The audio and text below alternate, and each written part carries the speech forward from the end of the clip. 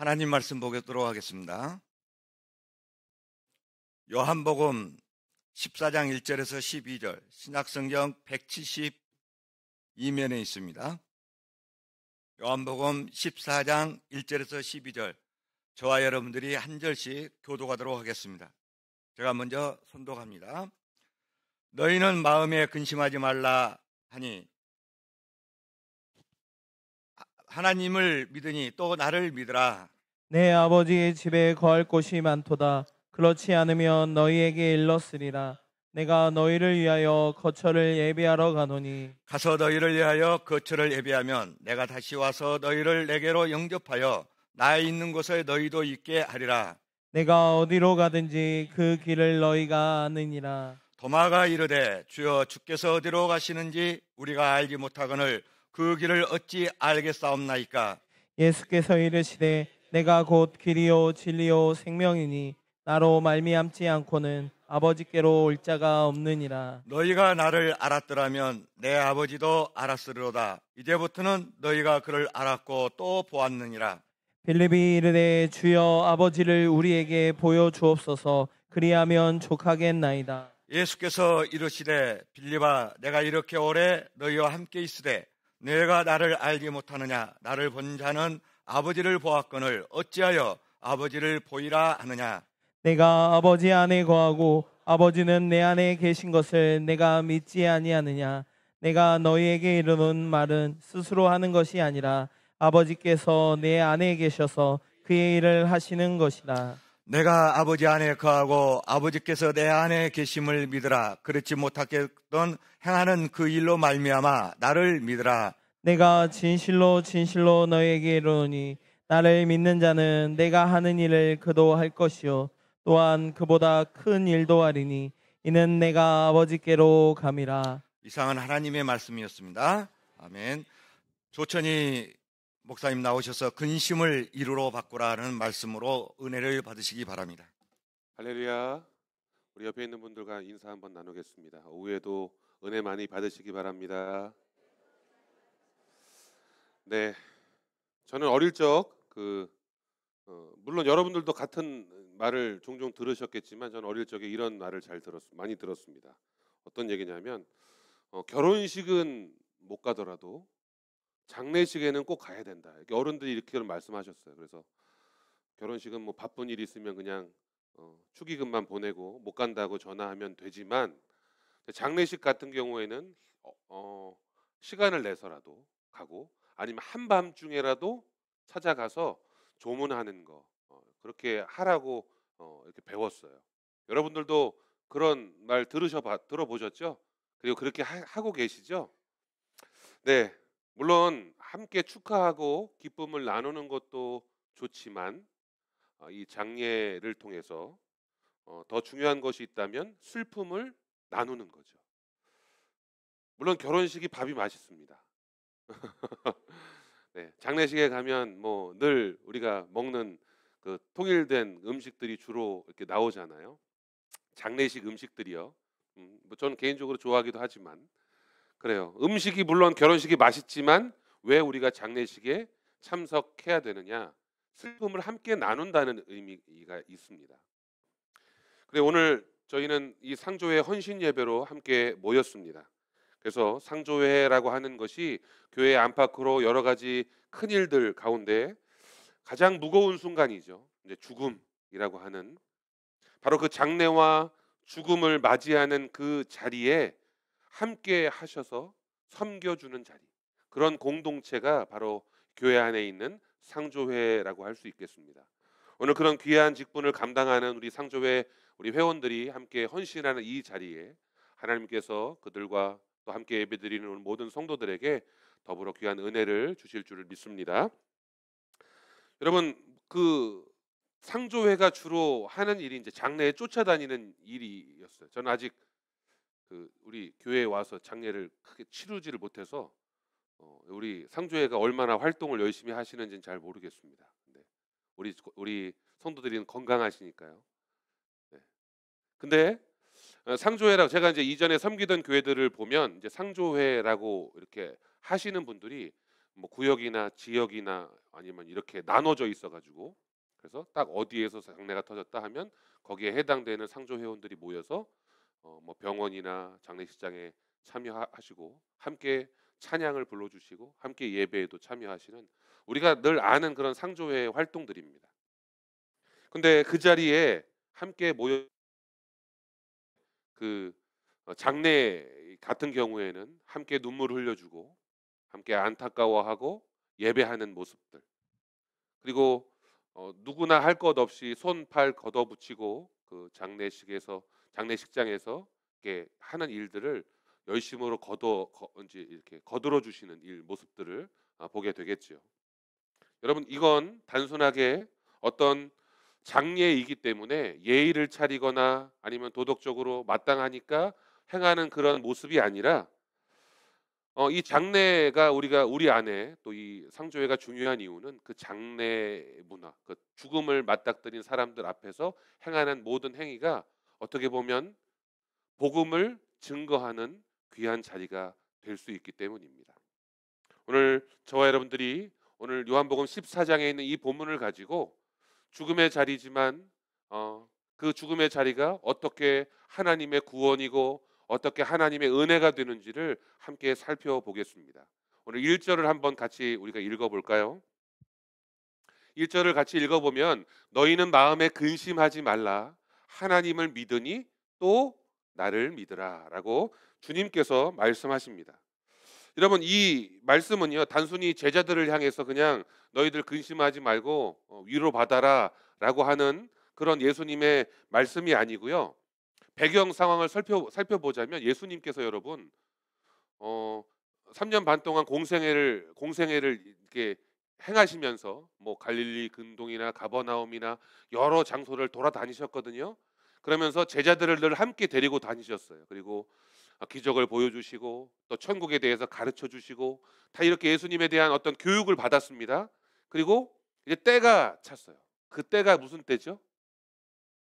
어떤 때요?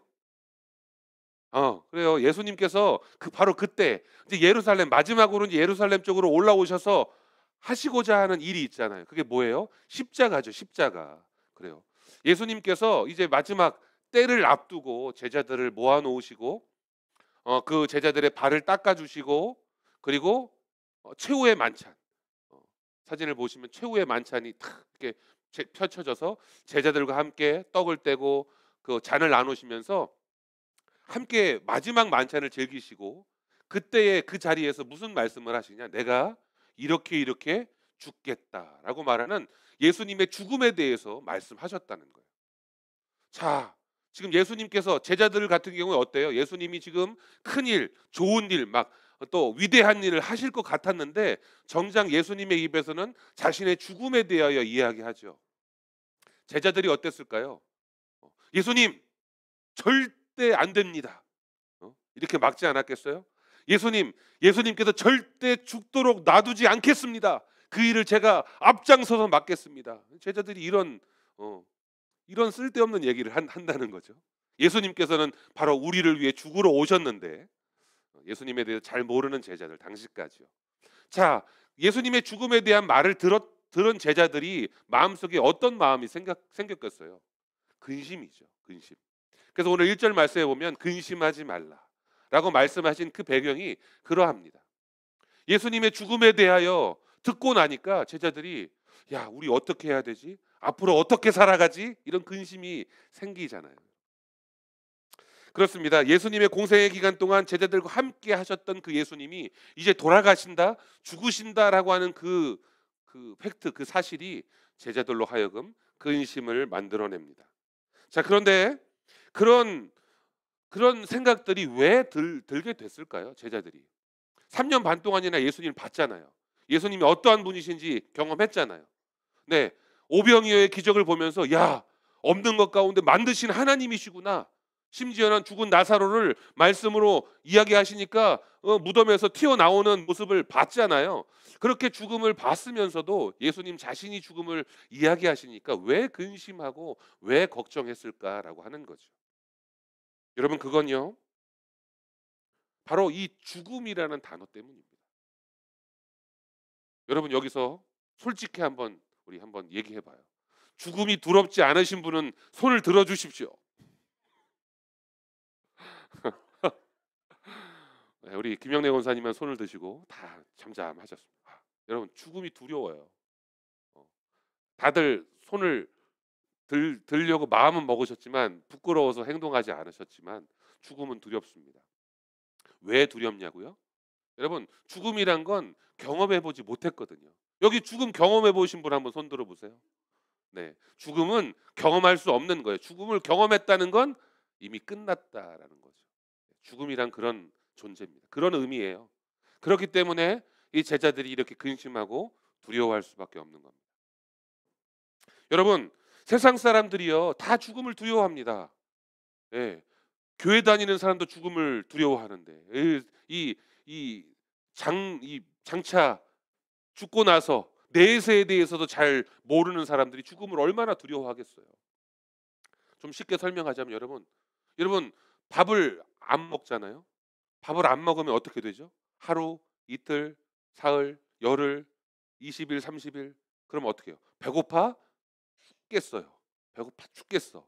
결국 밥을 안 먹으면 왜 두렵고 왜 떨릴까요? 왜 무서울까요? 죽으니까요. 누군가 옆에 있는 사람이 나를 주먹으로 때립니다. 맞고 아야 아프고 이게 왜 두려울까요? 누가 날 때리는 게 왜 두려워요? 그래요. 죽을까 봐요. 너무 많이 맞으면 죽으니까요. 높은 곳에서 왜 못 뛰어내려요? 죽을까 봐요. 그래요. 우리는 다 죽음 가운데 삽니다. 그 죽음이라는 것이 결국에는 두려움이에요.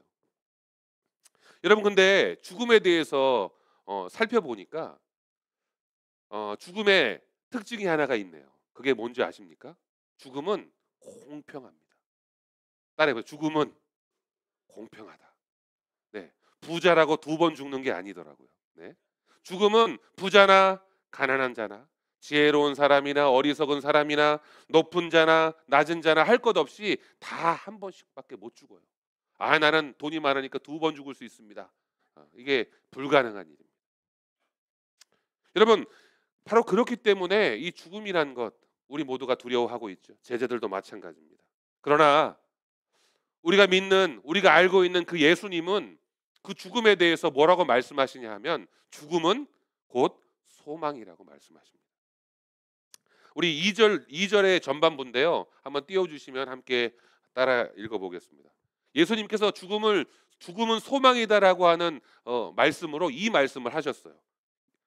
내 아버지 집에 거할 곳이 많도다. 따라해보세요. 내 아버지 집에 거할 곳이 많도다. 세상 사람들은 죽음을 두려워하고 또 원치 않지만 그리스도인은 어때요? 아버지의 집으로 가는 길이라고 보는 거예요.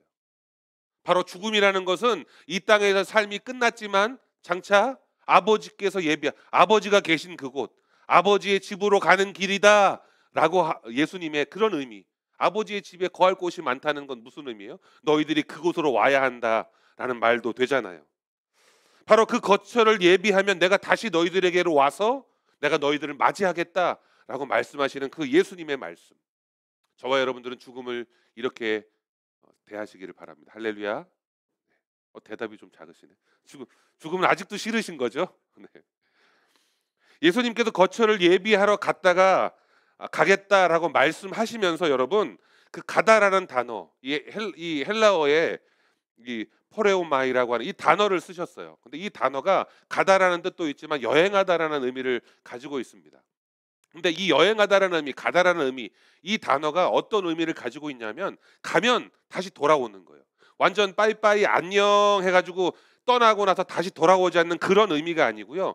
예수님이 사용하신 이 말씀은 갔다가 다시 오겠다. 여행 가면 여러분 아예 집에 안 들어오시나요? 아니죠.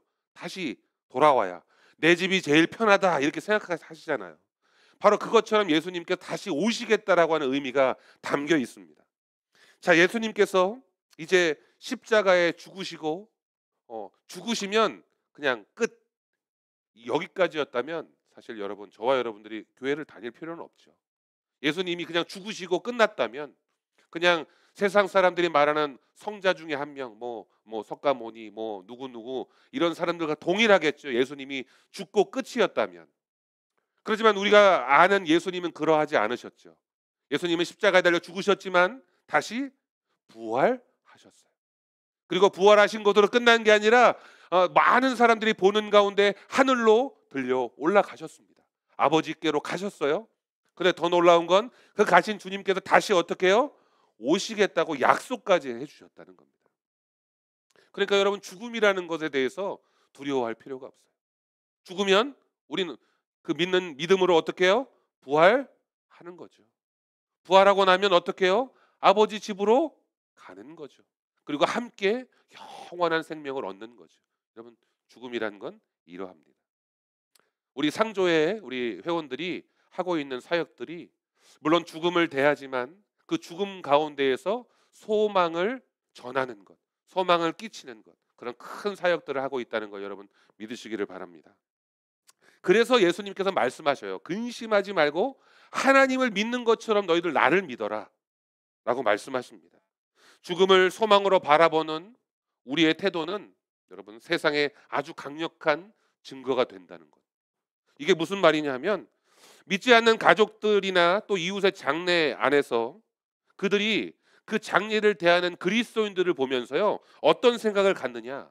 여러분, 어떻게 저렇게 장례식장에서 저렇게 평안할 수 있지? 죽음을 받아들이면서 어떻게 저렇게 평안할 수 있지라고 하는 그런 생각들을 갖는다고 해요. 왜 죽음 앞에서, 죽음은 끝이고 절망인데 어떻게 죽음 앞에서 소망이라는 단어를 말할 수 있지? 세상 사람들, 믿지 않는 사람들은 그렇게 궁금증을 갖는다는 겁니다. 바로 그것이요, 이 죽음 안에서, 장래 안에서 복음의 씨앗이 된다는 사실을 여러분들 기억하시길 바랍니다. 바로 교회 안에 상조회가 할 수 있는 선교적인 비전이 바로 여기에 있다는 겁니다. 제가 예를 들어서 이게 말을 이제 좀 만들어 봤는데, 예를 들어서 여러분, 어떤 한 친구가 자기의 아버지 장례를 치르게 되었다고 생각해 가정을 한번 해봅시다. 종종 친구들의 부모님 또 지인들의 장례 봤거든요. 가봤는데 뭐 별건 없어요. 그냥 믿지 않는 사람들 장례식장에 가보면 제일 먼저 그냥 조문하고 자리 잡고 어디 구석탱이 오래 앉을 수 있는 자리를 잡고 술도 마시고 뭐 국도 먹고, 그리고 지루하면 자리 피고 앉아서 고스톱도 치고, 네, 고성방가도 하고 서로 싸우기도 하고 웃기도 하고, 뭐 장례식 분위기가 다 그렇더라고요. 그런데 뭐 아버지 장례를 여기 뭐 처음 치러보잖아요. 이게 공통적인 사항이에요, 여러분. 부모님의 장례는 난 예전에 우리 부모님 장례 치러봤어. 근데 또 지금 우리 부모님 또 장례를 치러, 이런 말은 전 어울리지 않죠. 대략 아버지께서 돌아가셨다라고 하면 그 아버지의 장례는 처음 치르는 장례인 거예요. 단순한 여러분, 처음 장례를 접하다 보면 장례를 어떻게 치러야지, 뭘 준비해야 되지, 어떻게 해야 되지라는 막막한 여러분 생각들 드실 겁니다. 자, 그러면 뭐가 떠오르시나요? 보람땡땡. 네? 전화 많이 오죠. 보람땡땡. 물론 급한데 도움을 줄 수는 있겠지만 여러분, 그런 장례 가운데, 절차 가운데, 어려움 가운데 대부분의 유족들은 그 죽음 앞에서 겁을 냅니다. 두렵습니다. 그때 그 고인에 대한 어떤, 돌아가신 분에 대한 유족들은요, 돌아가신 분에 대한 어떤 죄송스러움, 송구스러움, 미안한 마음, 뭐 이런 복합적인 마음이 들잖아요. 그리고 탄식이 나옵니다. 아유, 우리 아버지는, 그러면서 우리 아버지는 돌아가셨는데 죽고 나면 도대체 어떻게 되는 걸까라는 궁금증도 그 안에 생기게 마련이에요. 죽고 나면 영영 다시 만날 수 없잖아 라고 하는 그런 생각 때문에 슬피 우는 거죠. 다시 만날 수 없기 때문에, 내가 지금껏 해드린 게 없기 때문에 괴로워하는 거잖아요. 그런데 그래서 여러분, 우리 교회 안에 있는 이런 상조 사역들이 장례 의식을 그냥 치르는 것에서 끝이지 않고 예수 그리스도의 복음을 드러내는 그런 장소가 될 수 있다는 겁니다. 그런 사역이 될 수 있다는 거죠. 찬송의 어떤 찬송가처럼 죽음 앞에 겁을 내는 자여 주 예수 앞에. 여러분, 우리가 전할 수 있는 가장 큰 위로가 뭡니까? 바로 예수 안에서 영원한 생명을 얻을 수 있다. 바로 그 죽음 앞에 겁을 내는 자들에게 예수만이 생명이다라고 말할 수 있는 기회가 어디에서 있어요? 장례식장에서 있을 수 있다는 겁니다. 그 친구는 뜻밖에도 어릴 적 다니는 어떤 목사님, 어릴 적 다녔던 그 교회가 알게 되고 오셔서 장례를 치러주겠다. 그래서 기독교식으로 장례를 치르고 또 그 안에서 큰 도전과 은혜를 받고 입관, 하관, 발인 뭐 여러 가지 장례의 절차들을 다 이렇게 해주니까 얼마나 고맙고 감사하겠어요. 그리고 예배를 드려주고 함께 슬퍼해주고 함께 거들어주고 이 모든 절차를 교회가 속한 그 상조의 회원들이 했다라고 한다면 그 유족들의 마음이 얼마나 크고 또 위로의 마음이 들겠습니까? 여러분 그래서요 결국 어떻게 돼요? 장례를 다 마치고 그 믿지 않는 그 가족들이 어디에 나오겠어요? 한 번은 교회에 나와야 되잖아요. 목사님이 이 장례를 집례하고 성도들이 와 줬는데 한 번은 나와야 되잖아요. 그죠? 그럼 그 한 번이 복음을 예수 그리스도를 만날 수 있는 기회로 우리가 만들면 되는 겁니다. 여러분 그래서요 예수님께서 말씀하시죠. 내가 곧 길이요 진리요 생명이다. 오직 예수님만이 하나님께로 가는 유일한 길이고 예수님만이 변치 않는 진리이시고 예수님이 영원한 생명이 되신다라고 말씀하신 그 말씀이요. 다른 장소, 다른 공간에서 들으면요 뭔 말인지 여러분 이해를 못해요. 그냥 불신자들이요 지나다니는 사람 붙들고 예수님이 길입니다. 예수님이 진리입니다. 예수님이 생명입니다 말하면 이 사람 뭔 소리 하는 거야? 이게 잘 이해가 안 되는 말이에요. 근데 만약 죽음을 앞둔 그 장소에서 죽음을 앞둔 그 자리에서 예수님이 길입니다. 예수님이 진리입니다. 예수님이 생명입니다라고 말하면 그 죽음 앞에서 바로 그 진리를 깨닫게 된다는 겁니다.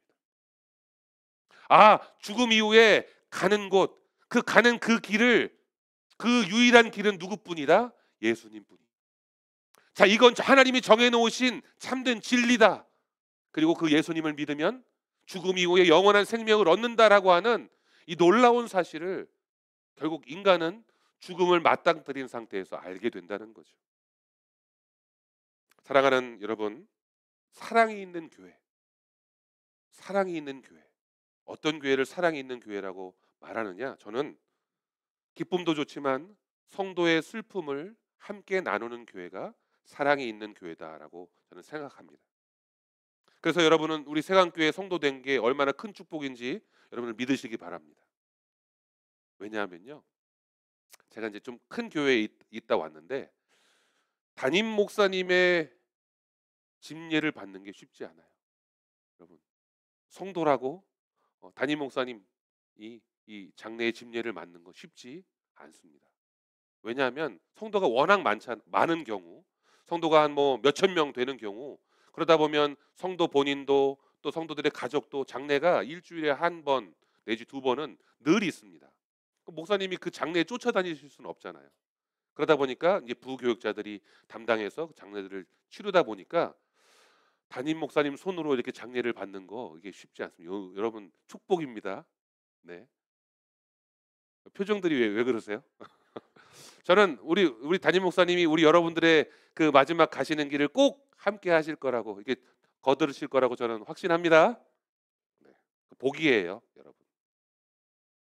여러분, 근데 우리 그러한 자리에 우리 상조원들과 성도들이 함께 해주는 것, 만약 나의 마지막 가는 그 길에 나와 함께 신앙생활했던 나의 사랑하는 성도들이 그 자리에 함께 한다는 것, 여러분 이게 얼마나 큰 축복이고 은혜겠습니까?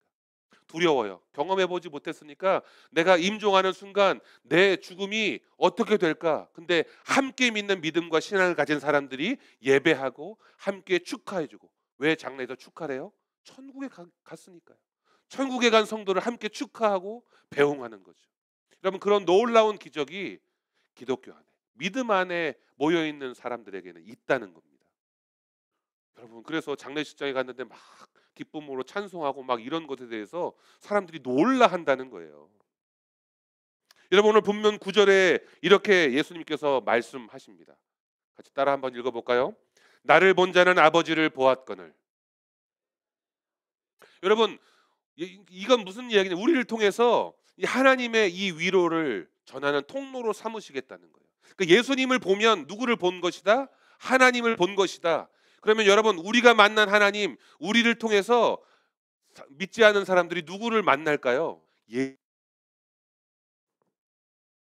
여러분, 이런 바로 죽음을 통해 소망을 바라보는 것, 바로 섬김을 통해서 위로의 통로로 삼으시는 주님을 오늘 말씀을 통해서 여러분 깨닫기를 바랍니다.